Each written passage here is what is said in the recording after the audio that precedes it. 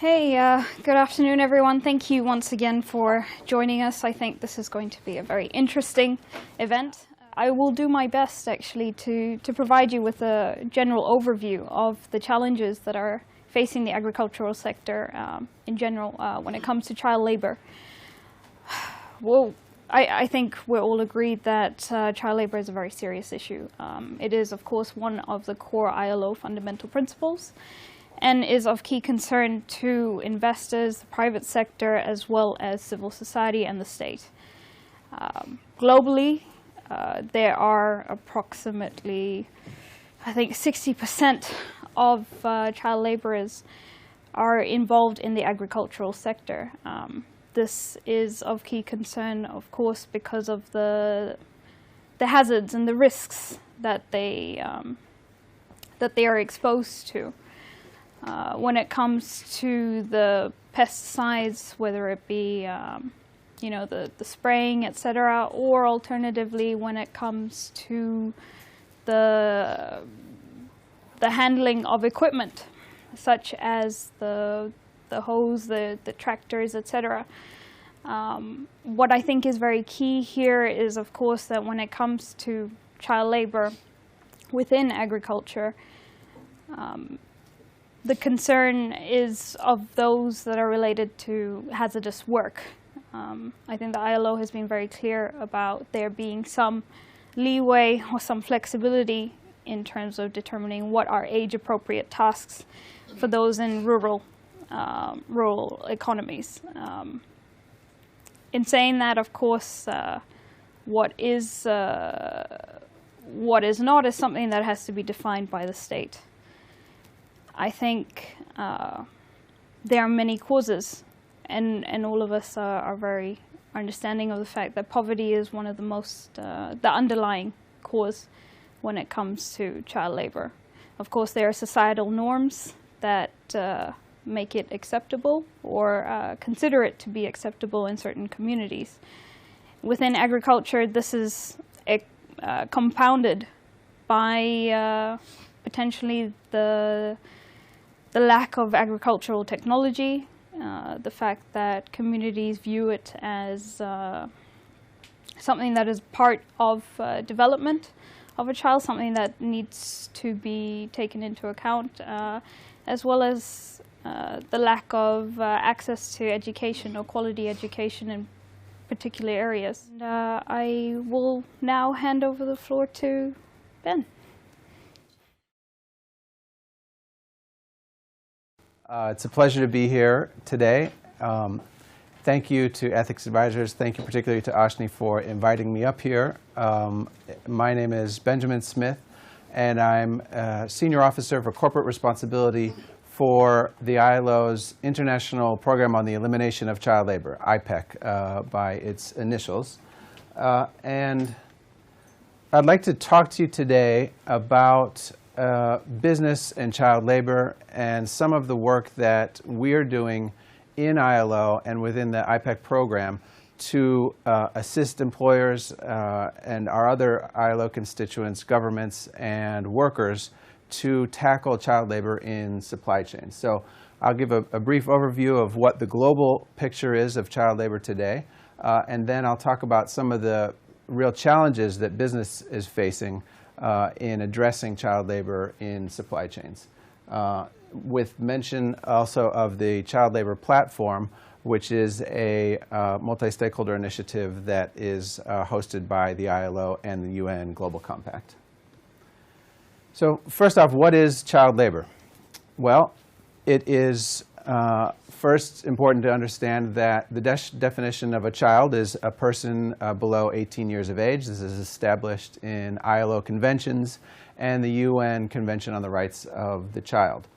So child labor briefly means work for which a child is too young or work that is likely to jeopardize their health, safety, or morals. So as Ashni mentions, it prevents the normal development of a child and really prevents the full realization of his or her potential, hindering their education, development, and future livelihoods. However, it's important to keep in mind that not all work that children do is child labor.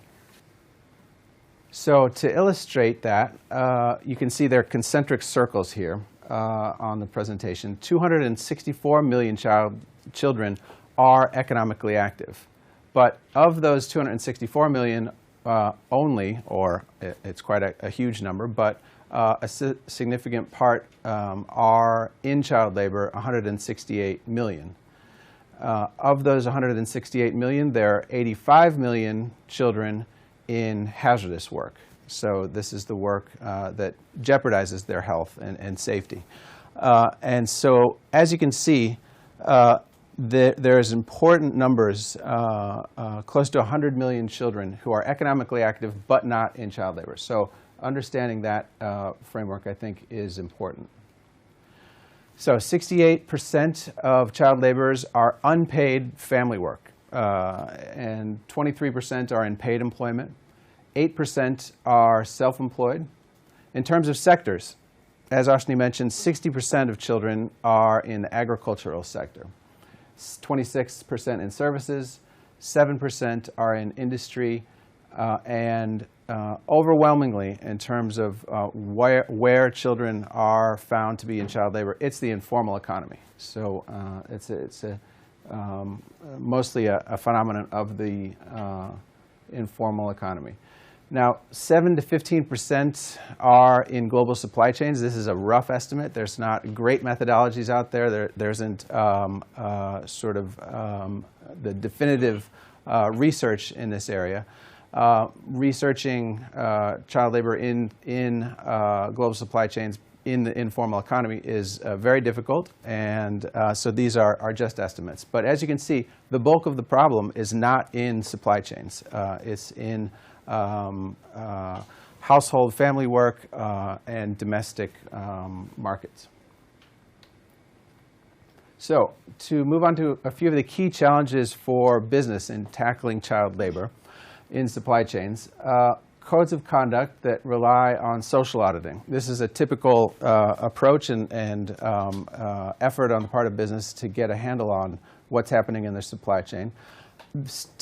Typically, they don't provide enough rigor or to identify, let alone remediate, child labor, which tends to be quite far down in the supply chain, out of sight and out of reach of certification, supply chain auditing, and these sorts of endeavors. So really leaves children and companies at risk with an exclusive reliance on social auditing.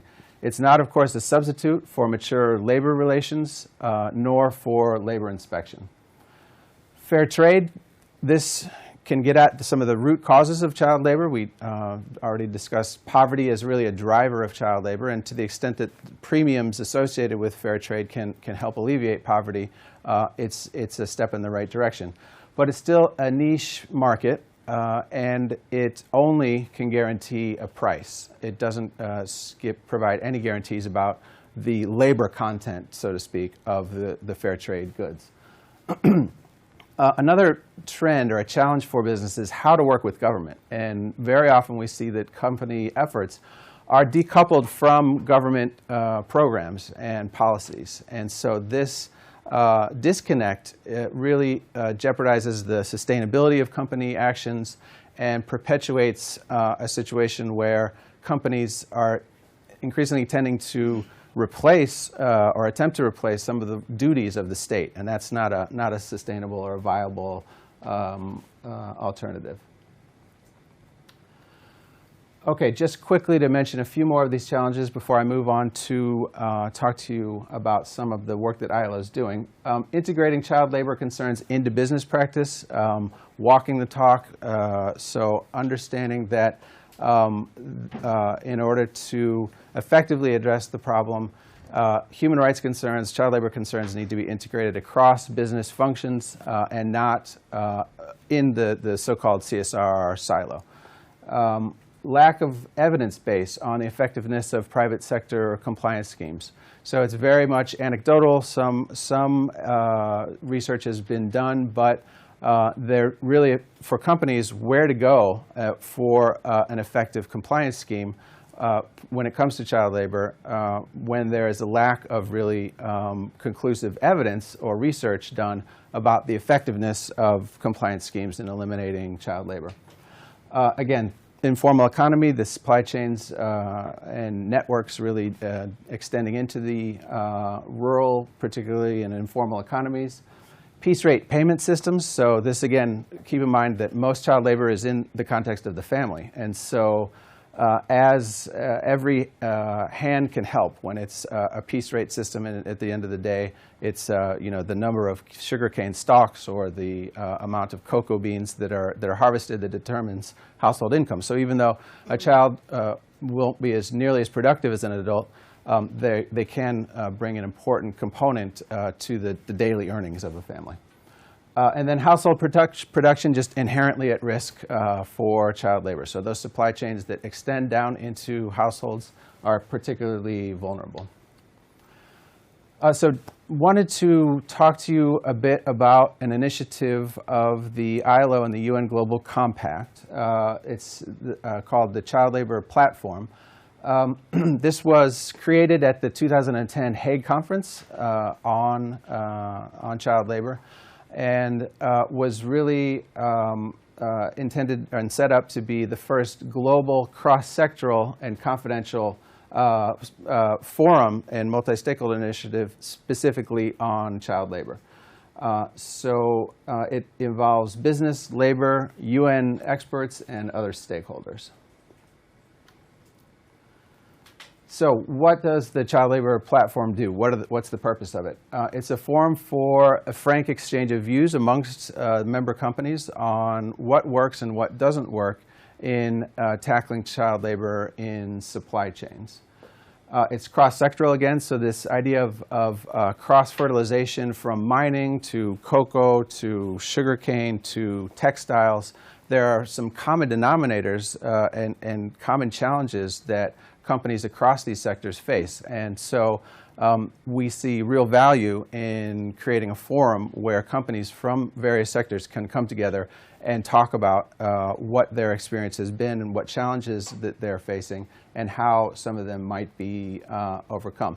It's also important, this cross-sector element, given that children often don't do just one form of child labor. They may be doing 2 or even 3. So an example is in cocoa farming, where in West Africa, a child may very well in the morning harvest cocoa and in the afternoon go and do galamsey gold mining. And so without a cross-sectoral approach and an area-based approach that's looking after all the forms of child labor in a given community or geographic area, the risk is that children will just be displaced from one supply chain into another or into an even worse form of child labor.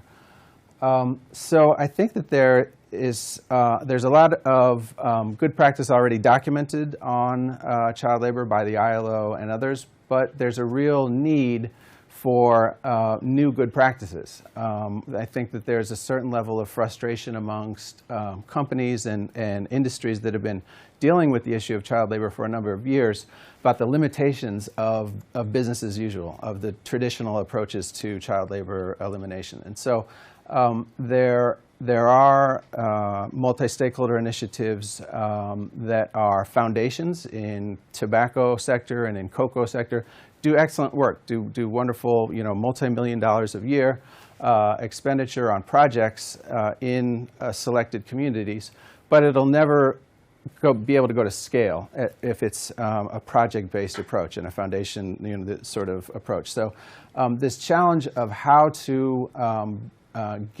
leverage it and bring things to scale is a critical one that there's still lots of room to be done, and one of the ambitions of the Child Labor Platform is to really look at that. Then I think another important thing just to flag quickly is the Ruggie framework, the UN Guiding Principles on Business and Human Rights.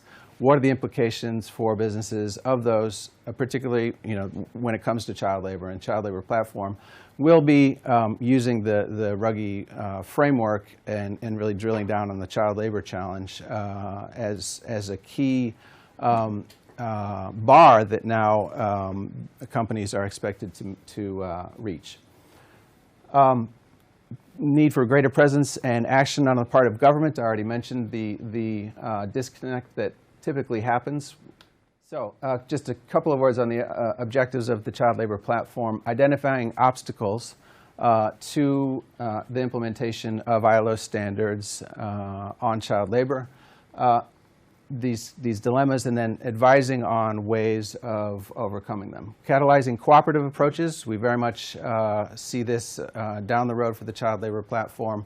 Action on the ground, developing new models for prevention, remediation, mitigation of child labor, linked with government, labor inspectorate, and very much in harmony with national priorities and national plans against child labor.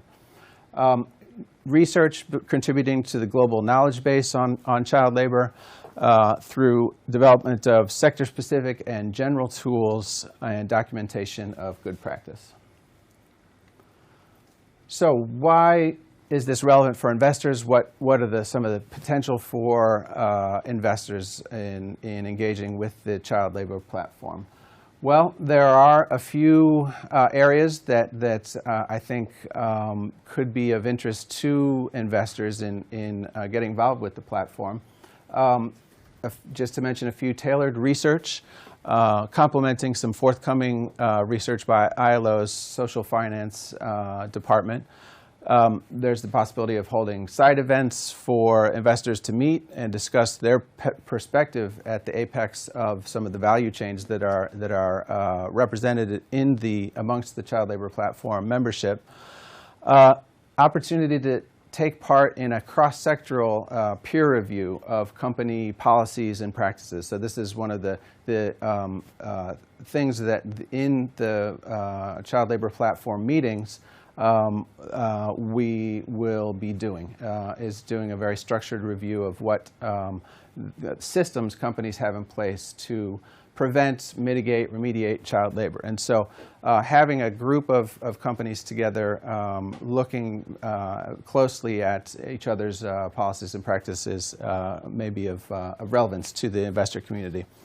And then collectively exploring what does this mean, good faith efforts to tackle child labor.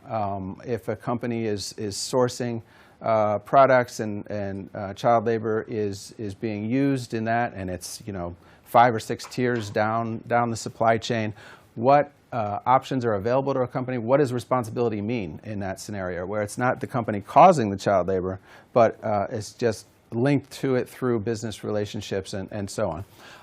And then what does effective due diligence look like in practice? So these are some of the important topics that the child labor platform will tackle. So I think I've already run past my time. Thanks very much, and I'd be happy to take any questions or any comments you have.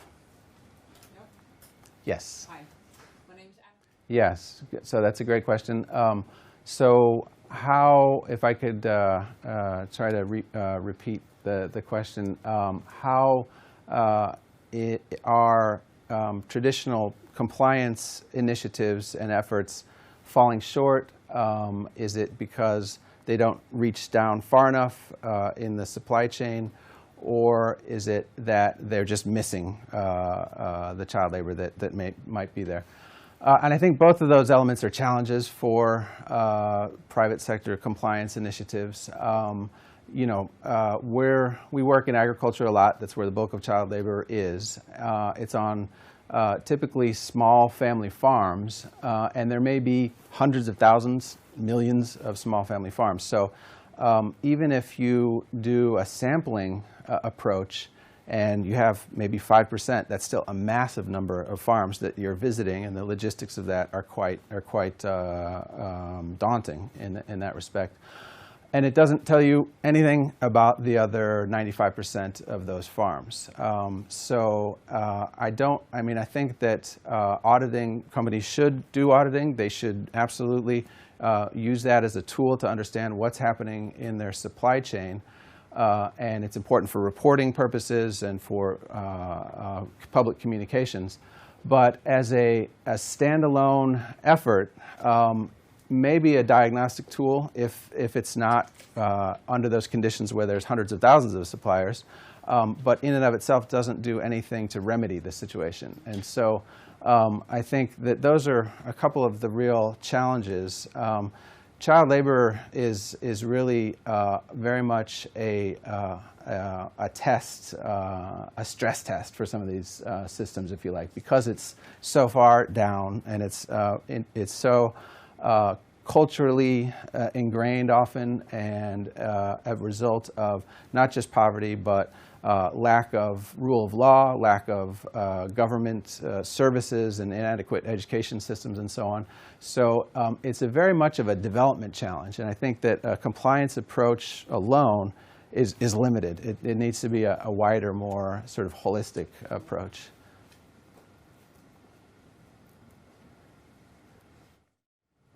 Yes? You mentioned the duty of the states. Are there good examples of governments that have gotten involved in private sector initiatives? Yes, there are. There are some very good examples. One that comes to mind, because I used to work in Latin America and so was involved personally, was in the Salvadoran sugarcane sector, where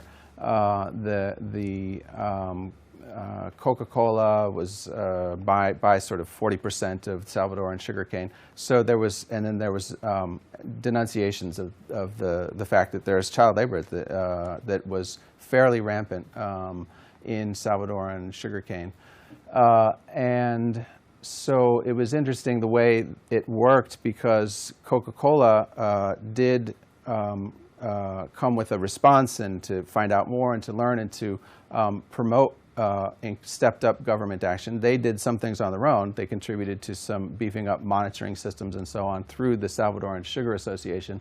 But really it was focusing the government's attention on the problem that made the difference. And so the Ministry of Labor's labor inspectorates were empowered to go into the sugarcane cooperatives and to raise awareness about child labor, talk to the farmers, always with the possibility of enforcement, but as in the second instance. First it was about raising awareness and really providing alternatives to child labor. So Ministry of Education was also involved in expanding education off the supply, non-formal education, bridging schools, and so that is an instance where private sector certainly was pushing and helped escalate the response, but it was the government through inspection and then beefed up social services that made the difference, I think, and were able to track about a 70% decline in child labor in Salvadoran sugarcane sector over the course of 5 years. Other governments, Brazil, for example, have mobile labor inspectorates that work closely with the private sector and have also achieved pretty dramatic reductions in child labor. There's a number of good instances out there. It's just a matter of, I think, replicating those and creating the conditions so that they can be replicated. And who often initiated these public-private partnerships? Was it ILO or was it individual companies? Yeah, ILO has tended to be pretty integrally involved, I would say, with the successful cases of public-private partnerships. I don't think that that's a precondition by any means for it to happen, and I don't pretend to have omnipotent or like a universal view of everything that goes on. There very well may be companies that are engaging effectively with government that just don't get documented and don't get brought up to the global kind of arena. But ILO has been involved in some of these ones that have produced dramatic drops in child labor. Yeah. Yes. Sure, that's a great question about what the definition of child labor is, and in a course of SA 8000 that you took, they talked about child labor as being below 15. And there's an important distinction or important kind of clarification in terms of the minimum age, which is 15. You're absolutely right for most countries, and what our convention, the ILO Convention on Child Labor, says is 15. Countries have the possibility to put it at 14 as a temporary step as their education systems and so on develop. But there's more than one minimum age. There's also 18. And so for below 18, and between 15 and 18 is where the Convention on Worst Forms of Child Labor comes in and talks about hazardous work and other worst forms of child labor like slavery, forced recruitment into armed conflict, forced labor, and pornography and that sort of thing. But the bulk of the challenge for business is hazardous labor of 16, 17-year-olds who are of the minimum age but shouldn't be exposed to hazards. We talked earlier about pesticides, heavy loads, long hours can make a difference in terms of whether it's acceptable youth employment or child labor, night work, vibrations, these sorts of things. So countries develop hazardous work lists. And so one of the reasons why that Convention 182 has been so quickly ratified and it's approaching universal ratification is because, I think, because it is flexible. That countries can say, okay, well, for us, we are going to prohibit child labor under 18 for this sector and that sector, or this task and another task. And so they come up with these hazardous work lists. And it's really a country-owned process. But very important to keep that in mind, that just because you've reached the minimum age doesn't mean that a child isn't still vulnerable to child labor. Yeah, very good question on what to do in countries where they haven't ratified the conventions and what's the right way. I think, I mean, in general, we say that our advice to companies, and I think the expectation, societal expectation, is that companies look to respect local law. But in those countries, as you say, that haven't ratified ILO conventions, the standard may be lower. So in those countries, look to the international standard. Multinational companies, that they're part of their community is the international community. And so that's the standard that they should be looking at. So whichever provides the higher level of protection, international law or local or national legislation, is generally the way to go.